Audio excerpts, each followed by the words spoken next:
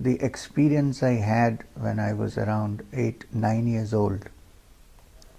When my Guru in this life, Maheshwarnath Babaji, out of the blue suddenly appeared in Trivandrum, on the backyard of the house in which I was, where we lived, and touched me on my head with his right hand, saying in Hindi, "When the time comes, everything will be fine." After that, I have never been the same. I used to always talk, Maheshwarnath Babaji asked me, "What do you think?" I told you, between you and me, what's the attitude you have? I said, "I'm your dog. I sit before you, I look at you, I stare at you, I whine when I'm hungry." Tears flowed when your teacher, Maheshwarnath Babaji, led you to Sri Guru Babaji for the first time. Mahavatar Babaji for the first time. So is he the same Babaji whom Yogananda refers to affectionately in the world famous autobiography of a yogi? That's the same one. Yes. The bare-chested youth with long hair sitting in a There is only position. one Sri Guru Babaji is none other than the person or whatever being about whom Yogananda talks about in the autobiography. Many people call him mythical, but it sounds like what you're saying is he is the opposite of being mythical. Yeah. Many people think that it is an idea and not a real thing, but it's much more real than the objective world that we see. When I say I am in touch, I mean Sri Guru Babaji. This is important to me. As a youth, you were interested very much in the life of Shirdi Sai Baba. I had this deep attraction towards him, which I attribute to my past life connections with him, which I have not revealed, neither in my autobiography nor anywhere else. You said that in your book, but you said when it's time you will. Right. Is it time now? Do you want to start revealing more now? No. As far as Shirdi Sai Baba is concerned, my experience in the book which I have written is not a vision. It's not a vision, it's an actual fact. It's real. For me, yeah. It was absolutely real. You saw this man. I saw this man. And it was I saw Shirdi Sai this Baba. man, I felt this man. No vision gives you a bunch of currency notes, money, and says, "Go." Which vision can give you? And this man who had been dead for several decades before you. That's what we thought, that he is dead, but he is not. This is exactly what I'm saying. I must ask you about Sarpaloka. You wrote about it. Tell us about Nagaraj, the reptile, the snake, the spiritually advanced being. This reptile from not just another planet but a different galaxy. I also know that this is one of the most difficult things to believe in the book. Fine, I am going to say what I felt. They can take it or leave it. You have no idea, for a young man of 20 in the middle of the forest in the Arundhati cave, suddenly face to face with something which looks like a snake but speaks. You see, there are worlds where there are beings who don't look like us. And the Nagaloka is a world populated by highly evolved beings who are in the form of serpents.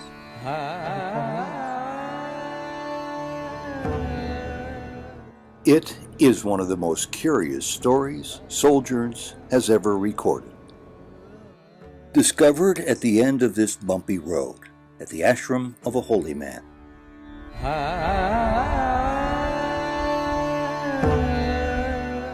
The amazing first-person account of Sri M, guru to many and author of what's said to be among India's fastest-selling book on spirituality. Sri M lives in his ashram in Madanapalle, India, in the state of Andhra Pradesh, and his book, Apprentice to a Himalayan Master, a Yogi's Autobiography, is available on Amazon. Born into a Muslim family as Mumtaz Ali Khan, Sri M is considered to be one of India's leading contemporary mystics. As a young man, he lived for several years in the Himalayan mountains with his teacher, Maheshwarnath Babaji. Sri M tells of meeting in person Shirdi Sai Baba, Sri Mahavatar Babaji, serpent spiritual beings from another galaxy, J. Krishnamurti, and many others. Welcome to Souljourns, Part 1 of Sri M. This interview was recorded in Sri M's home in Madanapalle, India, in December of 2012. Sri M, Mr. N, Madhu, thank you for this opportunity to be with us on Souljourns as people learn more about how to advance their own spiritual self. You were born to a Muslim family. What led you to move beyond it to explore the secrets of the Himalayan rishis, swamis, and gurus? Yes, you're right. I was born in a Muslim family, but one comes with a lot of background into this world, except that some people don't remember, some do. I happen to be one of those exceptions who remembers. And therefore, even though I was born in a religion which is different, you see, the problem is all religions have been founded on some kind of mystical experience. Mm-hmm. As days go by, as years go by, the inner mystic experience is kind of covered up by the outward practices. So even though Islamic religion appears on most part to be a practical thing for 5 times prayer and all that kind of thing, and that this path is the only true path, and there is only one holy book and there is one prophet and so on, deep down there is a mystic streak in Islam which is called the Sufi. So when I was a young child, my first experience of the Sufi understanding of Islam was my grandmother telling me stories about the Sufis. I see. Right. Now, it's quite natural that once you get into the mystic stream and you have a background of the past, you don't then confine yourself to Sufi or Islam. You go forward. You kind of get over it and go beyond.